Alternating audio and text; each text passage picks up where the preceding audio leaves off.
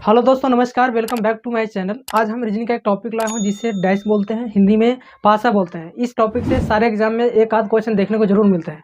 इस टॉपिक का हम बेसिक टू एडवांस जाएंगे, लेकिन इस वीडियो में मात्र इसका बेसिक फंडामेंटल कॉन्सेप्ट समझेंगे कि आखिर डाइस होता क्या है, और बहुत अच्छे तरीका से समझाएंगे। पक्का वादा करते हैं कि इस वीडियो को देखने के बाद आपको बेसिक यानी डैश से रिलेटेड आपको सारे डाउट्स क्लियर हो जाएंगे। तो चलिए हम लोग समझते हैं डैश क्या होता है। डैश एक क्यूब होता है। क्या होता है? क्यूब। यदि आप मेंसुरेशन पढ़े होंगे तो उसमें आप पढ़े होंगे क्यूब क्या होता है, जिसको हिंदी में घन बोलते हैं। और ये भी एक घन का आकार होता है। यानी आप लूडो खेलते होंगे ना, तो उसमें एक डैश आप देखते होंगे, उसी के बारे में यहाँ पढ़ना है। इस तरीका से रहता है।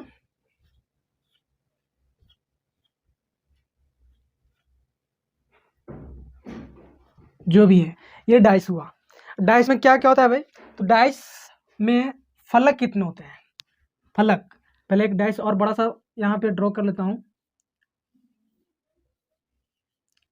ये डाइस हुआ। इसमें 3 तरह के होते हैं। कौन कौन? फलक, इसको हम लोग क्या कहते हैं, वर्ग भी बोल देते हैं। ये होता है कितने? एक होता है कोना, जिसको शीर्ष भी बोला जाता है। ये कितने होते हैं? एक होता है किनारा, जिसको भुजा भी बोल देते हैं। ये कितने होते हैं? इंग्लिश में इसको क्या बोलते हैं? इंग्लिश में इसको फेस बोलते हैं, इसको कॉर्नर बोलते हैं, इसको बोलते हैं एज। ठीक है। वर्ग यानी इसमें कितने वर्ग होते हैं? डाइस क्या होता है? यदि आप क्यूब जैसा रूम में रहते होंगे ना, तो उसके चारों दीवार और ऊपर जो छत होता है, उसके बाद नीचे जो फर्श होता है, यही होता है फलक यानी वर्ग। तो 4 दीवार, 4 और एक ऊपर एक नीचे, 6 होते हैं। कितने होते हैं? 6 होते हैं। यहाँ पे देख लीजिए, एक ऊपर एक नीचे। नहीं तो एक एग्जाम्पल के तौर पर मैं यहाँ पे क्यों बनाया हूँ, यहाँ पे चारों, एक ऊपर एक नीचे, 6 फलक होते हैं। टोटल कितने फलक होते हैं? 6 होते हैं। कोना क्या होता है भाई? तो जिस रूम में रहते होंगे, यदि क्यूब जैसा रूम होगा, उसमें एक 4 ऊपर कोना कोना होता है और 4 फर्श के नीचे कोने कोने होते हैं। यानी यहाँ पे देखिए, 4 ऊपर और 4 नीचे, यानी टोटल कितने हुए? 8 कोना होता है। कॉर्नर कितना होता है? 8। किनारा कितना होता है भाई? तो किनारा कहते हैं जो यहाँ पे साइड है ना, ये साइड, ये साइड कितने होते हैं? तो 4 ऊपर 4 नीचे और 4 जो ऐसे खड़ा खड़ा है ना, वो। तो टोटल कितने हो गए? 12। तो ये होता है किसी भी डाइस में फलक, कोना और किनारा की संख्या। तो ये भी एग्जाम में पूछ देता है, छोटा मोटा एग्जाम में। अब हम लोग समझेंगे कि इसके कितने टाइप्स होते हैं। How many types of dice? इसके 2 प्रकार होते हैं। कौन कौन? तो यदि टाइप्स की बात करें, टाइप्स ऑफ डाइस, तो 2 प्रकार के होते हैं। कौन कौन होते हैं भाई? एक होता है खुला, एक होता है बंद। पहले बंद लिखते हैं, क्लोज्ड। एक होता है ओपन। क्लोज्ड क्या होता है? क्लोज्ड का मतलब हुआ इस टाइप का, और खुला का मतलब हुआ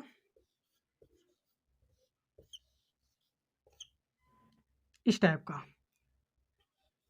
ठीक है, ये खुला हो गया, ये क्लोज्ड हो गया। अब क्लोज्ड भी 2 प्रकार के होता है। कौन कौन होता है? एक होता है स्टैंडर्ड, एक होता है नॉर्मल। स्टैंडर्ड को हिंदी में कहते हैं मानक, और नॉर्मल को कहते हैं साधारण। अभी इरेज करके बता रहा हूँ यहाँ पे कि मानक और साधारण क्या होता है। मानक क्या होता है भाई? इरेज कर दूं, चाहे है यहाँ पे जगह। मानक क्या होता है? यानी स्टैंडर्ड। एक हो गया साधारण, इसको स्टैंडर्ड बोलते हैं, इसको नॉर्मल बोलते हैं। मानक का मतलब हुआ कि वैसा डाइस जिसका विपरीत फलकों की सम सेवन हो। क्या होनी चाहिए? विपरीत फलकों का योग 7 हो। सेम इसी का उल्टा, विपरीत फलकों का योग 7 न हो, उसको बोलेंगे साधारण। यानी वैसा डाइस जिसका ऊपर और नीचे का सम कितना होना चाहिए? 7 होना चाहिए, उसको हम लोग स्टैंडर्ड डाइस बोलते हैं। यानी हम लोग जो लूडो खेलते हैं ना, वो कौन सा डाइस होता है? स्टैंडर्ड डाइस होता है, नॉर्मल डाइस नहीं होता। क्योंकि आप देखते होंगे कि जब ऊपर में छक्का रहता है ना तो उसके नीचे 1 रहता है। यदि आप 5 देखते होंगे तो उसके नीचे 2 रहता होगा, 3 रहता है तो नीचे 7 रहता है। तो स्टैंडर्ड डाइस रहता है किसमें? लूडो वाला गेम में। और एक होता है साधारण डाइस यानी नॉर्मल डाइस। तो एग्जाम में ज़्यादातर प्रश्न इससे पूछे जाते हैं, नॉर्मल डाइस से। स्टैंडर्ड डाइस से कम पूछे जाते हैं, क्योंकि यदि स्टैंडर्ड डाइस पूछा जाएगा तो वहाँ बोल देगा कि मानक डाइस है, निम्नलिखित में से आपको 3 का विपरीत बताना है। अभी मैंने बताया कि सम कितना होता है विपरीत का? 7 होता है। 3 का विपरीत यदि पूछा जाए तो क्या हो जाएगा? 4 हो जाएगा, क्योंकि 4 और 3 7 स्टैंडर्ड है इसमें। नॉर्मल में कुछ नहीं फिक्स होता कि क्या होता है अपोजिट, क्या नहीं होगा। 7 भी हो सकता है, नहीं भी हो सकता है। इसलिए इसी से ज़्यादा प्रश्न पूछे जाते हैं। अब हम चलते हैं कि प्रश्न किस प्रकार पूछे जाते हैं। प्रश्न पूछा जाता है कंपैरिजन बेस्ड, यानी कंपैरिजन करके एक एक होगा या 2 होगा, जो भी 2 से अधिक भी हो सकता है। ठीक है, यानी वो यदि 2 रहेंगे, दोनों के दोनों मानक भी हो सकते हैं देखने में, और मानक साधारण भी हो सकता है, या साधारण साधारण भी हो सकता है। ठीक है जी, यानी ये ज़्यादा मायने नहीं रखता कि क्या है, बस आपको समझना है कि एक डाइस रहेगा, उसका सिचुएशन रहेगा। कितने प्रकार के इसमें प्रश्न बनते हैं, जिसको हम लोग टाइप बोलेंगे। क्या बोलेंगे? टाइप, यानी टाइप ऑफ क्वेश्चन है, type of question. Number 1 type में क्या रहेगा? आपको रहेगा 1 सिचुएशन ऑफ सिंगल डाइस। ठीक है, यानी एक डाइस का एक ही सिचुएशन रहेगा।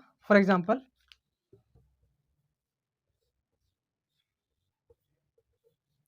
प्रश्न में इस टाइप का प्रश्न रहेगा और पूछ देगा 3 का 4 का कुछ का अपोजिट पूछ देगा। तो ये पहला टाइप हुआ, इसका मैं बताऊंगा आगे। दूसरा टाइप क्या हुआ? 2 सिचुएशन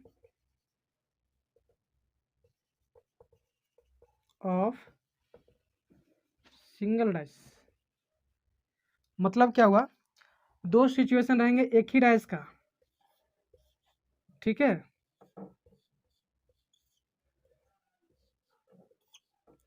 2 सिचुएशन रहेंगे एक ही डाइस का, और यहाँ पे कुछ भी रह सकता है।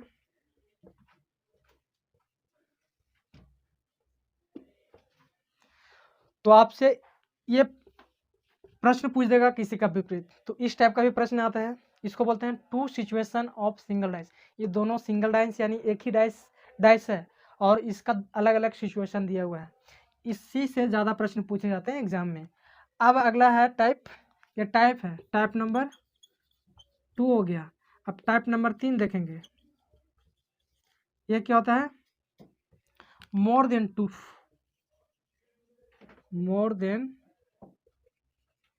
2 dice, 2 situation of single dice. ठीक है, यानी यहाँ पे आपको 3 डाइस भी हो सकता है, आपका 4 डाइस भी हो सकता है, जो भी है। अब बात आता है कि यहाँ पे कितने सिचुएशन बन सकते हैं। तो देखिए, एक डाइस का टोटल 8 सिचुएशन बन सकते हैं। फॉर एग्जांपल, ये डाइस है, हम इससे कितने तरह से देख सकते हैं। आपको पता होना चाहिए कि एक डाइस को एक बार देखने से 3 फलक दिखता है, 3 फलक हिडन होता है। आप कितना भी कोशिश करें, 3 फलक से ज़्यादा देख नहीं पाएंगे। इसलिए इसका सिचुएशन यानी कितने तरह से देख सकते हैं, यानी एक तरह से, एक कॉर्नर में एक तरह से देखेंगे, दूसरा कॉर्नर 2 हो गया, 2 सिचुएशन, तीसरा कॉर्नर, यानी टोटल 8 कॉर्नर 8 सिचुएशन।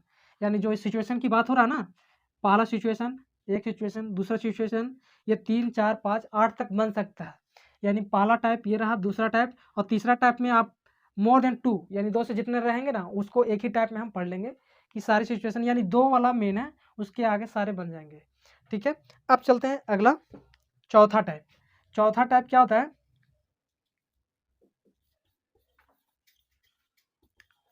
चौथा टाइप में हम पढ़ेंगे ओपन डाइस। क्या पढ़ेंगे? Open dice. ठीक है, ओपन डैश क्या होता है भाई, अभी मैंने बताया, इस टाइप का डैश रहेगा और उसमें आपको एक खाली रहेगा और नीचे कुछ ऑप्शन रहेंगे, फिगर में पूछ देगा कि ये ओपन डैश से कौन सा डैश बन सकता है। तो ये वाला टाइप भी पढ़ना है आपको, ये अलग है, ये तीनों अलग है, ये थोड़ा अलग है, ये भी बहुत इंपॉर्टेंट है एग्जाम के पॉइंट ऑफ व्यू से। और पांचवा है, पांचवा टाइप जिसको बोलते हैं नो फिगर, या क्या बोल सकते हैं, no dice, language based, language based question होते हैं। ये क्या क्वेश्चन पूछा जाता है इसमें, इस टाइप के क्वेश्चन में क्या प्रश्न पूछा जाता है, इसमें पूछा जाता है कि कोई डैश नहीं रहेगा, बस कुछ स्टेटमेंट दिया रहेगा और उसी से प्रश्न पूछे जाएंगे, आपको आंसर देना है स्टेटमेंट के बेस्ड पे। तो ये भी प्रश्न आते हैं एक एग्जाम में, हर एक एग्जाम में नहीं आता, शायद बैंकिंग में ज़्यादा आता है, इससे एसएससी में भी पूछ देता है कभी कभी। तो ये है आपका 5 टाइप, और पांचों टाइप का मैं बताऊंगा एक एक वीडियो में, या एक आध, हाँ एक एक वीडियो में लाऊंगा कि एक पहला टाइप रहेगा पहला वीडियो, दूसरा टाइप दूसरा वीडियो। दूसरा टाइप सबसे ज़्यादा लंबा रहेगा क्योंकि इसी से ज़्यादा प्रश्न सोल्व होंगे। यदि आप ये अच्छा से पढ़ लेंगे तो ये ऑटोमेटिक आपको सोल्व हो जाएगा। और ओपन डैश बिल्कुल अलग है, इसका कॉन्सेप्ट अलग है। और नो लैंग्वेज यदि आप सारे पढ़ लेंगे तो ये ऑटोमेटिक बन जाएगा, लैंग्वेज ज़्यादा हार्ड वाला नहीं है।